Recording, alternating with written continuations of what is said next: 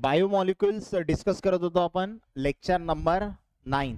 Last क्लासमध्ये discuss केले आपण प्रोटीन्स, आणि प्रोटीन्समध्ये सांगितलं होतं आपण की ते पॉलीपेप्टाइड्स असतात है ना. प्रोटीनचे हायड्रोलिसिस केले की आपल्याला large number of alpha amino acid भेटतात, बरोबर ना. अल्फा अमिनो ॲसिड पासून काय बनते, प्रोटीन्स बनतात. जसं 2 अल्फा अमिनो ॲसिड एकत्र आले तर डायपेप्टाइड बनते, 3 अल्फा अमिनो ॲसिड एकत्र आले तर ट्रायपेप्टाइड बनते, 4 अल्फा अमिनो ॲसिड एकत्र आले तर टेट्रापेप्टाइड बनते. ठीक आहे, हे आपण लास्ट क्लासमध्ये बघितलं. प्रोटीनचं नंतर आपण क्लासिफिकेशन केलं होतं 2 पार्टमध्ये, फायबरस प्रोटीन, ग्लोब्युलर प्रोटीन. ठीक आहे, नंतर आपण बघितलं होतं प्रोटीनचं स्ट्रक्चर. किती स्ट्रक्चर, 4. कोणकोणतं, primary structure, secondary structure, tertiary structure, quaternary structure आहे ना. हा पार्ट आपण डिस्कस केला, त्याचे एमसीक्यू लास्ट सेशनमध्ये आपण सॉल्व केले. नेक्स्ट आहे लेक्चर नंबर 9, आणि आजच्या क्लासमध्ये नेक्स्ट आपल्याला बघायचं आहे डीनॅचरेशन ऑफ प्रोटीन बघायचं आहे. ठीक आहे, आणि ते डीनॅचरेशन बघण्यासाठी पहिले 1-2 क्वेश्चन्स जे तुमच्या बुकमध्ये आहेत बघा. What is the physical change observed when egg is boiled, है ना. जेव्हा एगला बॉईल केलं, बॉईल अंडा, एगला बॉईल केलं, काय होते, एग जे आहे ते जर तुम्ही फोडलं तर त्याच्या आतमध्ये लिक्विड आहे, एगच्या आतमध्ये जो पार्ट आहे तो लिक्विड पार्ट आहे. पण जेव्हा एगला गरम केल्या जाते, बॉईल केल्या जाते पाण्यात टाकून, है ना, तर त्याच्यामधला जो लिक्विड पार्ट आहे तो सॉलिड मध्ये कन्वर्ट होते. म्हणजेच काय, त्याचं कॉयग्युलेशन होते. काय होतं त्याचं कॉयग्युलेशन, ते लिक्विड मधून सॉलिड मध्ये कन्वर्ट होते. तर एग हार्डन्स ऑन बॉइलिंग, जेव्हा तुम्ही त्याला बॉईल करता एगला तर ते काय बनते, हार्ड बनते, त्याच्यामधलं जे लिक्विड आहे ते सॉलिड मध्ये कन्वर्ट होते, बरोबर. नंतर milk gets curdled on adding lemon juice. जर तुम्ही दुधामध्ये थोडं लिंबू पिळलं है ना तर त्याचं दही तयार होते, है ना. सहसा असं करतात, किंवा ज्यांच्या घरी म्हैस असेल त्याला माहित आहे विरजन लावणं, है ना. विरजन लावतात ना, म्हणजे काय करतात, दुधामध्ये थोडंसं ताक किंवा दही टाकतात, मग ते बाकीचं दूध पण दह्यामध्ये कन्वर्ट होते, बरोबर. तर सेम तसंच आहे. तर तुम्ही लेमन ज्यूस टाकलं, समजा घरी नाही आहे, दही नाही आहे किंवा आपल्या घरी ताक नाही आहे, तर अशा वेळेस त्याच्यामध्ये लिंबू पिळतात दुधामध्ये, मग दुधाचं कन्वर्जन कशामध्ये होते, दह्यामध्ये होते, कर्ड तयार होते. तर मिल्क गेट्स कर्डल्ड ऑर कॉयगुलेट, डिकोळ्या तयार होतात की त्याच्या, दुधाच्या डिकोळ्या तयार होतात किंवा दही बनते. तर लिक्विड जे आहे ते सेमी सॉलिड पार्ट मध्ये काय होते, कन्वर्ट होते. ठीक आहे, म्हणजेच काय होऊ राहिलं, याचं जे प्रोटीन स्ट्रक्चर आहे ते बदलू राहिलं, प्रोटीन स्ट्रक्चर काय होऊ राहिलं, चेंज होऊ राहिलं. ठीक आहे, जसं डीनॅचरेशन ऑफ प्रोटीन. आता डीनॅचरेशन ऑफ प्रोटीन काय, डीनॅचरेशन हे एक प्रोसेस आहे, है ना, by which molecular shape of protein changes. प्रोटीनचा जो मॉलिक्युलर शेप आहे तो काय होते, चेंज होते, विदाउट ब्रेकिंग द अमाइड और peptide bond that form the primary structure. आता आपल्याला माहिती आहे प्रायमरी स्ट्रक्चर मध्ये अल्फा अमिनो ॲसिड कनेक्ट असतात आणि त्यांच्यामध्ये पेप्टाइड बॉन्ड किंवा अमाइड बॉन्ड असते. तर तो peptide bond amide bond break होत नाही, पण मॉलिक्युलर शेप काय होते, त्याचा बदलते. ठीक आहे, मॉलिक्युलर शेप बदलते, त्या प्रोसेसला काय म्हणतो आपण, डीनॅचरेशन. आणि हाय टेम्परेचर दिलं तुम्ही, त्यात ऍसिड टाकलं, बेस टाकलं, किंवा त्याला एजिटेट केलं थोडंफार, आहे ना, एजिटेट केलं, can disrupt the non-covalent interaction responsible for a specific shape of protein, and this is referred as denaturation of protein. म्हणजे हे जे काही डिनॅचरेशन होणार आहे हे कशामुळे होणार आहे, हे तुम्ही त्याला टेम्परेचर दिलं, त्यात ऍसिड टाकलं, बेस टाकलं, एजिटेट केलं, है ना, अशा गोष्टी केल्यानंतर प्रोटीनचं जे मॉलिक्युलर शेप आहे तो चेंज होणार आहे, आणि त्याच प्रोसेसला आपण काय म्हणतो, डीनॅचरेशन. काय म्हणतो, denaturation. What are the effect of denaturation of protein, है ना, प्रोटीनचं डीनॅचरेशन झालं, याचा काय इफेक्ट होते. तर denaturation result in disturbing secondary, tertiary और क्वाटर्नरी स्ट्रक्चर ऑफ प्रोटीन. म्हणजे डीनॅचरेशन मध्ये प्रायमरी स्ट्रक्चर चेंज होत नाही, डिस्टर्ब होत नाही. डीनॅचरेशन प्रोसेस मध्ये सेकंडरी, टर्शरी किंवा क्वाटर्नरी स्ट्रक्चर जे आहे ते डिस्टर्ब होते, है ना.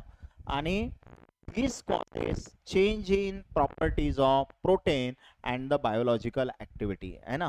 तर प्रोटीनच्या प्रॉपर्टी चेंज होतात, बायोलॉजिकल ऍक्टिव्हिटी जे काही करणार होतं ते पण काय होते, चेंज होते. कशामुळे? डिनॅचरेशन. जसं example, on boiling egg albumin becomes opaque white, है ना. म्हणजे तुम्ही एगला बॉईल केल्यानंतर, है ना, त्याच्यामधला जो पार्ट आहे तो व्हाईट होते. बघितलं असेल तुम्ही, बॉईल एग जर जे खातात त्याला माहितच आहे, है ना. वरचं आपण जर टक्कर काढून टाकलं, है ना, तर त्याच्या आतमधला जो पार्ट आहे तो कसा राहते? व्हाईट होते, ओपॅक व्हाईट होते, है ना. असं का होते? कारण जेव्हा तुम्ही हीट करता त्याला, त्याच्यामधला जो लिक्विड पार्ट आहे तो लिक्विड पार्ट सॉलिडिफाय होते, बरोबर. तर त्याचं प्रोटीन स्ट्रक्चर चेंज होते. Proteins when subjected to high temperature undergo disturbance of non covalent interaction which are responsible for specific shape of protein, that is it undergoes denaturation, है ना. म्हणजे जेव्हा तुम्ही काय करता, एगला बॉईल करता, त्याचं डिनॅचरेशन, त्याच्या आतमध्ये जे प्रोटीन आहे त्याचं काय होते? डिनॅचरेशन. त्याचा प्रोटीनचा मॉलिक्युलर शेप काय होते? डिस्टर्ब होते, है ना. आणि denaturation disturb the specific structure of egg albumin which causes change in the physical property.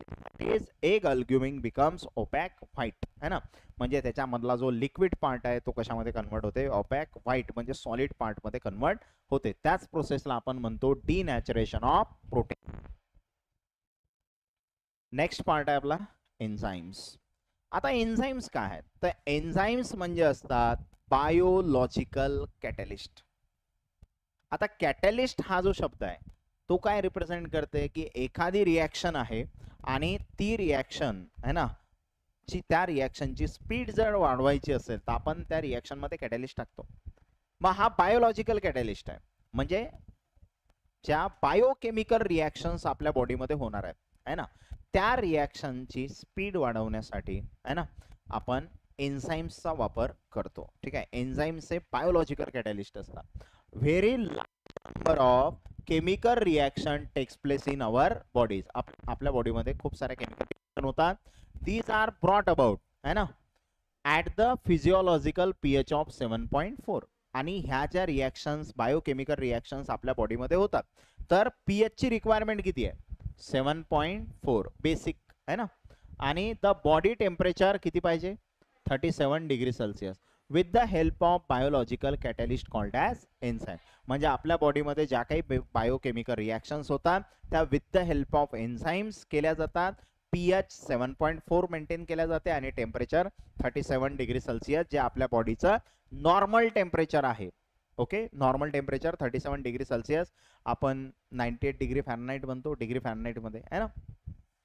Chemically enzymes are proteins. Enzyme काय असतात? प्रोटीन्स. कोणते प्रोटीन्स रे? Globular proteins. कोणते? ग्लोब्युलर प्रोटीन्स, है ना. एन्झाइम जे आहेत त्या काय आहेत? ग्लोब्युलर प्रोटीन्सच आहेत. ठीक आहे. मग आता इथं एक क्वेश्चन होता, कंप्लीट द फॉलोइंग. इथं एन्झाइम दिलाय, ते कोण सिक्रेट करते किंवा कशामध्ये प्रेझेंट असते आणि त्याचं फंक्शन काय आहे. ठीक आहे. जसं इन्सुलिन नावाची एन्झाइम आहे, ठीक आहे, त्याला कोण सिक्रेट करते? पॅनक्रियास सिक्रेट करते. आणि त्याचं काम काय आहे? कंट्रोल ब्लड शुगर लेवल, है ना. आपल्या ब्लड मधली शुगर लेवल कंट्रोल करायचं काम आहे.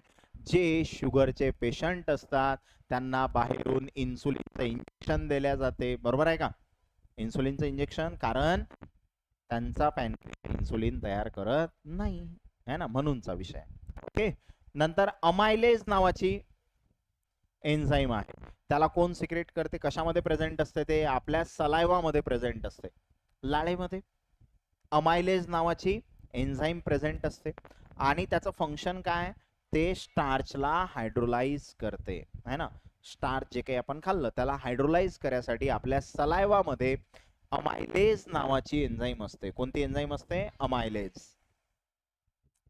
मग आता enzyme catalysis is highly specific. Enzyme catalysis जे आहे ते हायली स्पेसिफिक आहे. हायली स्पेसिफिक आहे याचा अर्थ काय? याचा अर्थ आहे एखाद्या एन्झाइमचं काम काहीतरी आहे तर ते एन्झाइम तेच काम करते, दुसरं काम करत नाही. Highly specific. जसं फॉर एक्झाम्पल मी केमिस्ट्री शिकवतो तर मी केमिस्ट्री शिकवणार, हायली स्पेसिफिक आहो. मी फिजिक्स शिकवतो कधी तुम्हाला? मी कधी मॅथ शिकवतो का तुम्हाला? नाही, आहे ना. म्हणजे मी हायली स्पेसिफिक आहो. ओके. म्हणजे जे काम सांगेल आहे तेच काम. एन्झाइमचं तसंच असते. एखादी एन्झाइम ज्या कामासाठी आहे त्याच कामासाठी ती वापरल्या जाते, दुसरं काम ते करत नाही. तर every living cell contain at least 1000 different enzymes. प्रत्येक लिव्हिंग सेल मध्ये तुम्हाला हजारो आहे ना, कमीत कमी 1000 एन्झाईम वेगवेगळ्या दिसतात. आणि most enzyme catalyse only one reaction और one group of similar reaction.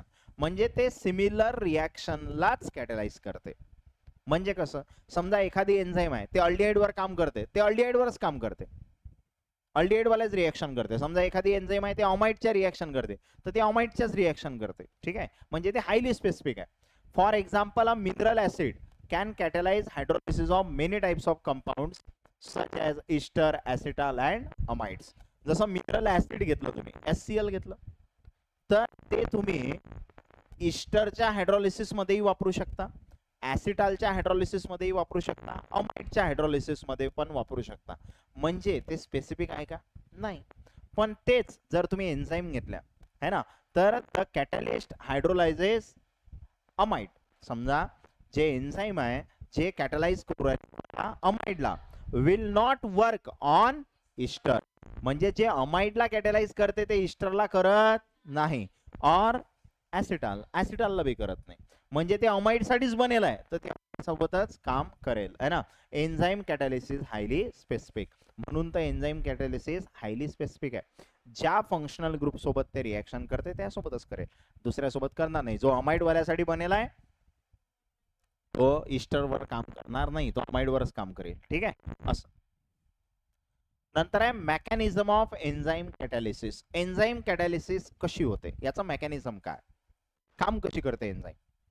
तर action of enzyme on a substrate it describe as lock and key mechanism. म्हणजे एन्झाईम जे काम करू राहिलं ते कोणत्या मेकॅनिझम न करू राहिलं, लॉक अँड की. आता लॉक अँड की मेकॅनिझम म्हणजे काय, लॉक अँड की मेकॅनिझम म्हणजे कशाला म्हणणार लॉक अँड की. अरे आपल्या घराला लॉक असते आणि त्या लॉकले कोणती बी चाबी लागते काय, नाही लागत, त्याला त्याची चाबी लागेल.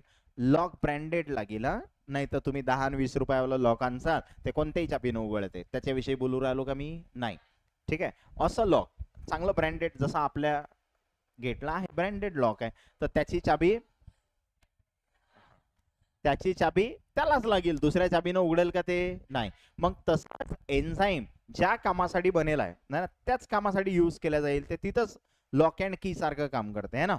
नंतर the enzyme has active site on its surface. Enzyme वरती एक ऍक्टिव्ह साइट असते त्याच्या सरफेसवर.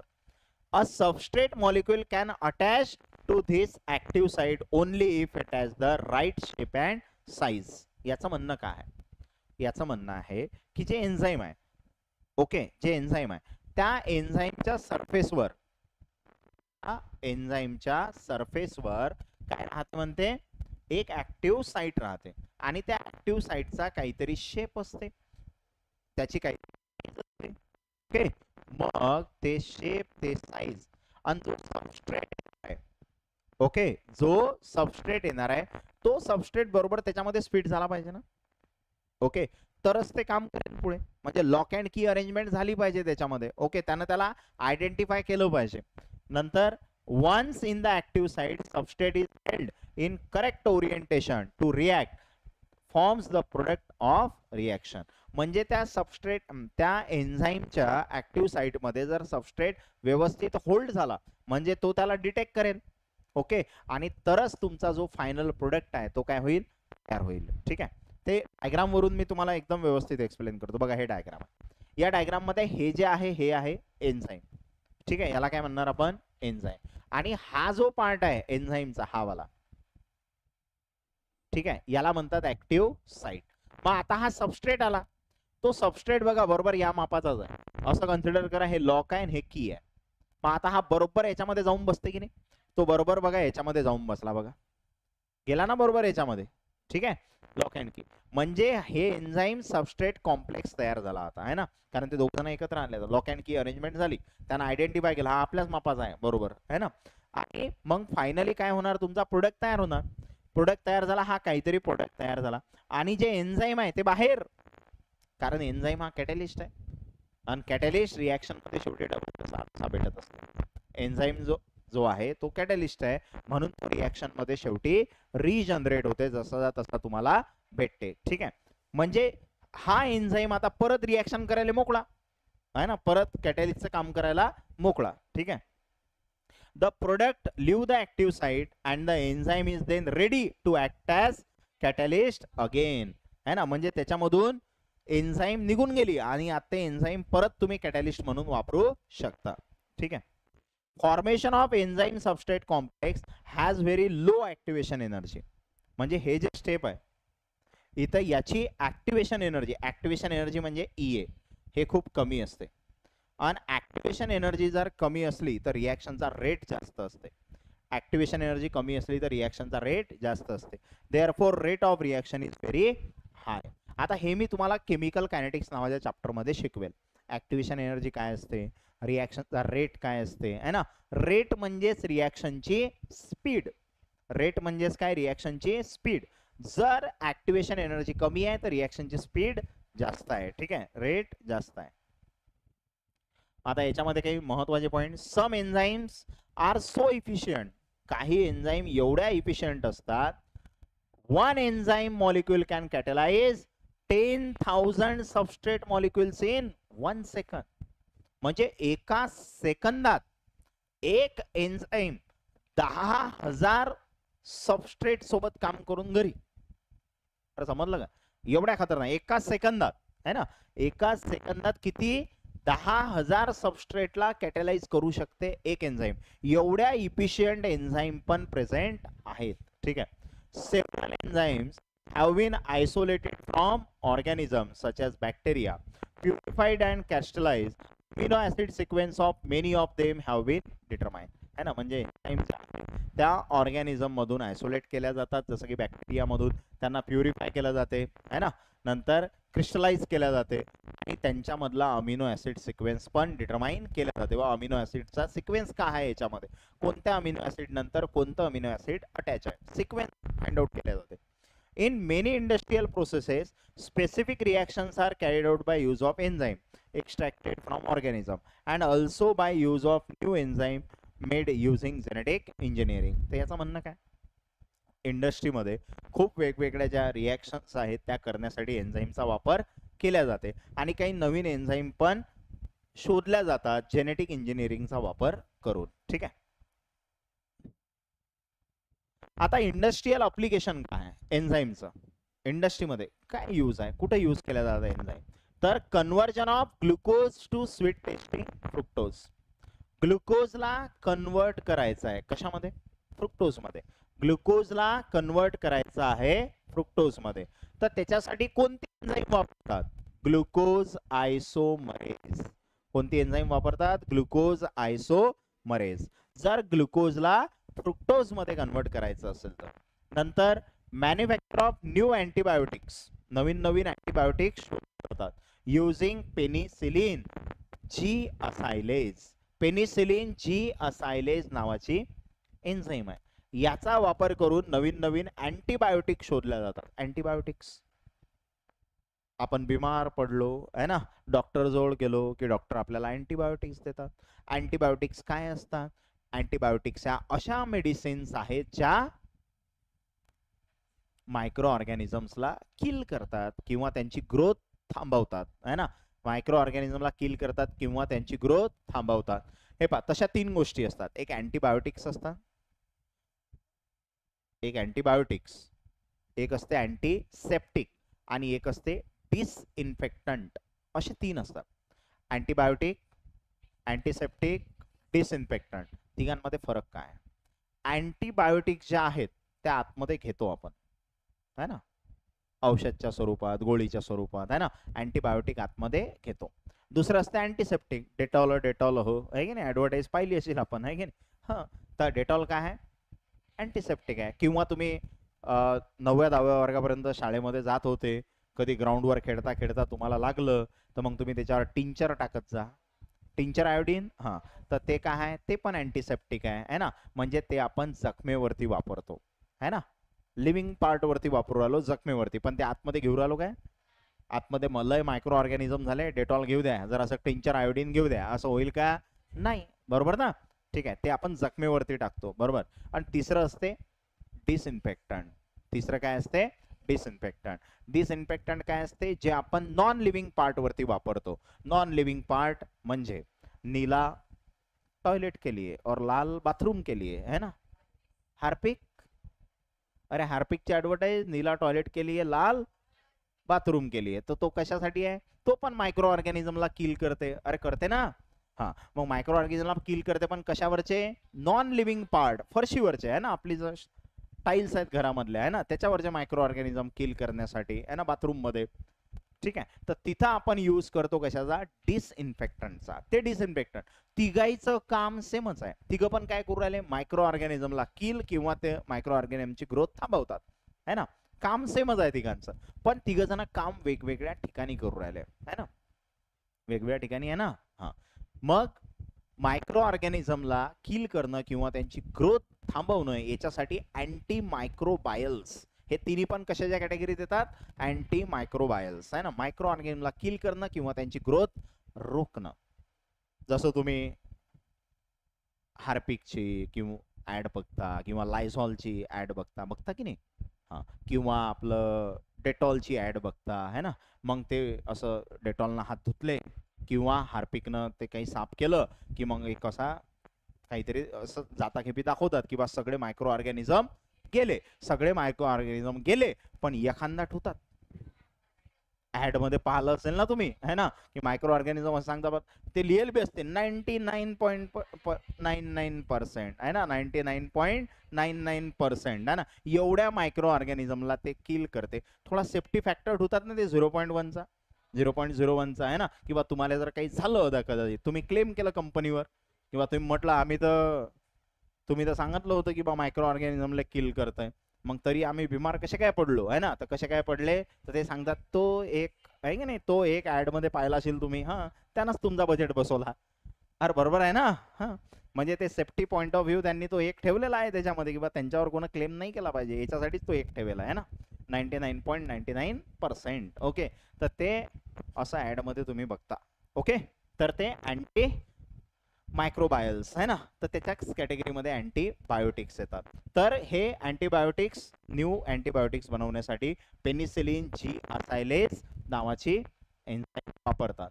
मॅन्युफॅक्चर लॉन्ड्री डिटर्जंट आहे ना, लॉन्ड्री डिटर्जंटच्या कपडे धुण्यासाठी डिटर्जंट पावडर्स आहेत. ओके, त्याच्यामध्ये प्रोटीजेज नावाची एन्झाईम वापरतात. कोणती? प्रोटीजेज नावाची एन्झाईम लॉन्ड्री डिटर्जंट मध्ये. नंतर manufacture of ester use in cosmetic, cosmetics सौंदर्य प्रसाधने है ना, फेअर अँड लवली, अजून काय मला माहित बी नाही. Fair and Lovely, Pond's White Beauty है ना. हा, अजून व्हाईट टोन, हा असं काय आहेत ना, हे सगळे काय आहेत? कॉस्मेटिक्स. तर या कॉस्मेटिक्सचा वास चांगला येते की नाही? खराब वास आला असता लावलं असतं का तोंडाले? तर लावलं नसतं ना. ठीक आहे, हा स्मेल चांगला आहे है ना. कशामुळे? इस्टर, त्याच्यामध्ये काय यूज असते? इस्टर. त्यात जर अमाइन टाकलं असतं, मच्छी मार्केटचा वास आला असता आहे की नाही. अमाइन्स फिशी ऑर्डर असते की नाही, मग ज्या कॉस्मेटिक्स मध्ये अमाइन्स टाकलेलं असतं तर घेतलं असतं काय? नसतं घेतलं आहे ना. तर त्याच्यामध्ये काय असते? इस्टर्स असतात आहे ना. तर कॉस्मेटिक्स मध्ये, तर using genetically engineered enzymes, genetic इंजिनिअरिंगचा वापर करून ज्या एन्झाईम है ना बनवल्या गेल्या त्यांचा वापर कॉस्मेटिक्स मध्ये केला जाते. ठीक आहे, तर हे एन्झाईमचे काय झाले? Uses, applications. क्वेश्चन काय ना, which among the following enzyme hydrolyses starch, स्टार्चच्या हायड्रोलायसिस मध्ये अमायलेज है ना. स्टार हे तर आधी बी घेतला होता वाटते, हा झालता ना. हा, कारण ते सांगितलं होतं मी, स्टार्चचे दोन पार्ट असतात, एक अमायलोज एक अमायलोपेक्टिन, त्याच्याशी रिलेटेडच आहे अमायलेज है ना. Which of the following enzyme found in saliva, saliva मध्ये कोणती एन्झाईम आहे? हेच आहे का? बरं, सलायवा मध्ये काय असते? अमायलेज है ना, स्टार्चला हायड्रोलाइज करण्यासाठी वापरतात. तर इथं आपला कोणता पार्ट संपला? प्रोटीन वाला, एन्झाईम वाला, आणि कोणतं बघितलं अजून आपला? एन्झाईम, प्रोटीन सध्या काय सांगितलं, एन्झाईम सांगितलं, एन्झाईम कॅटॅलिसिस. ठीक आहे, एवढा पार्ट संपला. आता नेक्स्ट पार्ट जो आहे चॅप्टरचा तो इथं स्टार्ट होते न्यूक्लिक ऍसिड, है ना. न्यूक्लिक ऍसिड म्हणजेच दोन प्रकारचे न्यूक्लिक ऍसिड असतात, एक डीऑक्सी रायबो न्यूक्लिक ऍसिड आणि दुसरं रायबो न्यूक्लिक ऍसिड, ज्याला शॉर्ट मध्ये आपण डीएनए आणि आरएनए म्हणतो, है ना. न्यूक्लिक ऍसिड्स म्हणतो आपण त्यांना. तर what is the single term that answer the following questions, है ना. खाली काही क्वेश्चन्स आहेत आणि त्या सगळ्यांचा आन्सर एकच टर्म देते, ते टर्म कोणती. पहिलं, what decide whether you are blue eyed और ब्राऊन आईड, है ना. तुम्ही तुमचे डोळे, है ना, कसे असतील हे कोण डिसाइड करते, है ना. तुम्ही ते आपले डोळे कसे आहेत, ब्लॅक आहेत की ब्राऊन आहेत, ब्राऊन आहेत आपले, है ना. आपले डोळे कसे आहेत, ब्राऊन आहेत. आणि एक ब्ल्यू आईड असतात ज्याला आपण घाऱ्या डोळ्याचे म्हणतो, है ना. काही काही जणांचे डोळे वेगळे असतात ना. हा, तर ते कोण डिसाइड करते तुमचे डोळे कसे असतील, है ना. काय, न्यूक्लिक ऍसिड म्हणजे डीऑक्सी रायबो न्यूक्लिक ऍसिड. ठीक आहे, डीएनए, है ना. व्हाय does wheat grain germinate to produce wheat plant, not rice plant. गहू पेरला की गहूच उगवते, तांदूळ उगवत नाही, है ना. असं का, है ना. गहू पेरला तर गहूच उगवते ना. या वर्षी सोयाबीन पेरलं होतं आणि मुंग झाला, असं होते का, नाही, असं नाही होणार, है ना. असं होत नाही ना. असंच होईल, गहू पेरला तर गहूच उगवेल, सोयाबीन पेरला तर सोयाबीनच उगवेल, है ना. शेतामध्ये असंच होईल, है ना. कशामुळे, न्यूक्लिक ऍसिड मुळे, है ना. DNA. Which acid molecule are present in nuclei of living cell, है ना. आपली जे सेल आहे त्या सेलच्या आतमध्ये न्यूक्लियस असते आणि त्या न्यूक्लियस मध्ये कोणता ऍसिड असते, DNA, deoxy ribo nucleic acid. या सगळ्याचं उत्तर तेच आहे, डीएनए डिसाइड करते, है ना. जसं अजून एक एक्झाम्पल सांगायचं झालं तर कुरोळे केस, कुरोळे केसाचं एक्झाम्पल, है ना. खूप जणांचे केस सरळ असतात आणि काही जणांचे कुरोळे असतात. त्याच्या मागचं रिझन, त्याच्या घरात कोणाचे तरी कुरोळे असतात. अरे असंच राहते ना. हा, तिथूनच ते कंटिन्यू होते पुढे, ते डीएनए थ्रू ट्रान्सफर होते. ठीक आहे, कर्ली हेअर्स, हा, है ना.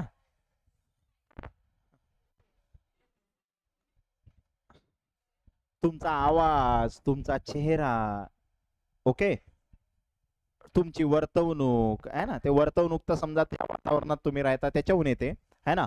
पण तुमचा चेहरा जो आहे, अरे एखादं लहान बाळ पायाला गेलं, है ना, गेले असाल तुम्ही कधी, किंवा तुमच्या घरी कोणी आलं असेल लहान, है ना, तर लोक आले की सुरू होते लोकांचं, याचे डोळे याच्या आईसारखे आहेत, याचं नाक याच्या बाबासारखं आहे की नाही, चालू होते की नाही लोकांचं असं. काही काही जण तर फक्त तसंच सांगतात. म्हणजे काही काही जण, तुम्ही पहा, एक जण भेटायला येते, याचे डोळे याच्या आईसारखे आहे, है ना. आणि दुसरा पायाला आला की तो म्हणते याचे डोळे याच्या बाबासारखे आहेत, आहे की नाही.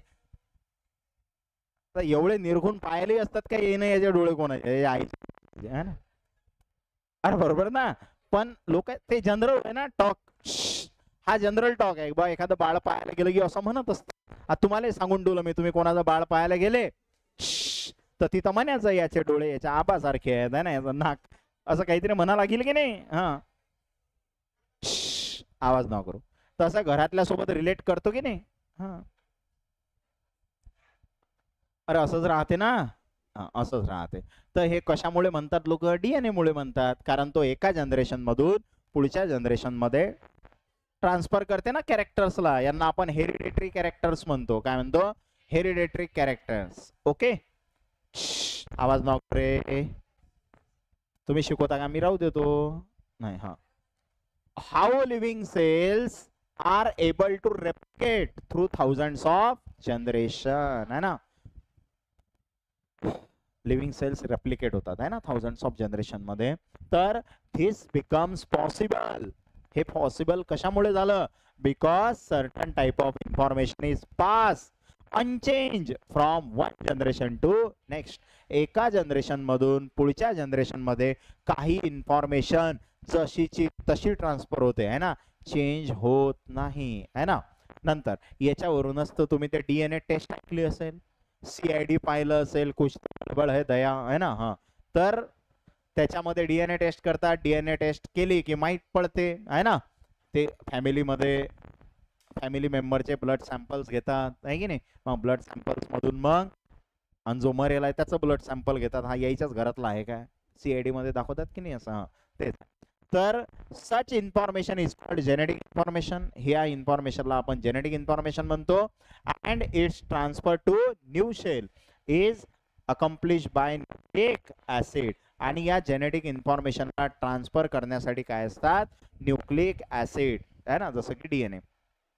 दिस is the most remarkable property of living cell through which living cells are able to replicate through thousands of generation. Pass होत राहते है ना, पुढे पुढे पुढे पुढे है ना. जसं फॉर एक्झाम्पल कधी कधी तुमचा जो चेहरा आहे ना, तो तुमच्या आई वडिलांसारखा न दिसता तुमच्या आबा आजीसारखाही दिसू शकते. एका जनरेशन मधून मधात गायब झाला, तिसऱ्या जनरेशनला दिसला तो, आहे की नाही. असंही होऊ शकते ना. काही काही जण असे ओळखायला सोपे असतात की हे एकाच घरातले आहेत म्हणून, आहे की नाही. काही काही जण चेहरे लयच मॅच करतात है ना. जसा मुलाचा चेहरा आहे तर त्या वडिलांसारखाही दिसते, आबासारखाही दिसते. पिक्चरात तर लय पाहतो आपण, पिक्चरात तर डायरेक्ट जसा तसा दाखवतात. सूर्यवंशम बघितला असेल तर सूर्यवंशम मध्ये अमिताभ बच्चन है ना, आणि त्याचे वडील कोण आहे तो, काय नाव असते त्याचं, ठाकूर. काय ठाकूर, भानुप्रताप है ना. हा, तो चेहरा तर डायरेक्ट डुप्लिकेटच दाखवला आहे, तसं ऍक्च्युअल मध्ये नाही होत. ऍक्च्युअल मध्ये आहे का तसं, नाही. ठीक आहे, ऍक्च्युअल मध्ये तसं नाही आहे. ओके, ठीक आहे ना. Name two types of nucleic acid where they found in living cell. दोन टाइपचे न्यूक्लिक ऍसिड सांगा आणि ते सेल मध्ये कुठं असतात. दोन न्यूक्लिक ऍसिड आहेत, एक डीएनए एक आरएनए. ठीक आहे. तर रायबोन्यूक्लिक ऍसिड म्हणजे आरएनए, आणि ते कुठं, एक दुसरं कोणतं आहे, डीऑक्सी रायबोन्यूक्लिक ऍसिड म्हणजे डीएनए. एक आरएनए एक डीएनए. आणि जो आरएनए आहे तो कुठं सापडते, mainly in the fluid of living cell. म्हणजे सायटोप्लाझम मध्ये तुम्हाला काय दिसते, आरएनए. आणि जो डीएनए आहे तो कुठं दिसते तुम्हाला, न्यूक्लिआय ऑफ लिव्हिंग सेल. लिव्हिंग सेलच्या न्यूक्लियस मध्ये डीएनए आणि सायटोप्लाझम मध्ये काय दिसते, आरएनए. आता सेल माहित पाहिजे, सेल मध्ये न्यूक्लियस असते, न्यूक्लियसच्या आजूबाजूला सायटोप्लाझम असते, सायटोप्लाझम मध्ये सेल ऑर्गॅनेल्स असतात. जसं फॉर एक्झाम्पल एंडोप्लाझमिक रेटिक्युलम असते का, हा, रफ आणि स्मूथ असते काय, बर. लायझोझोम्स, रायबोझोम्स, अजून गोल्जी बॉडी, वॅक्युल्स, असं काय काय असते की नाही. हा, तर ते सायटोप्लाझम मध्ये आहे सगळं, आहे ना. तर आरएनए पण कुठं सापडते तुम्हाला, सायटोप्लाझम मध्ये, आणि डीएनए कुठं सापडते, न्यूक्लियस मध्ये. ठीक आहे. मग आता नेक्स्ट टॉपिक आहे न्यूक्लिक ऍसिड, तो डिस्कस करू आपण नेक्स्ट क्लासमध्ये. ठीक आहे.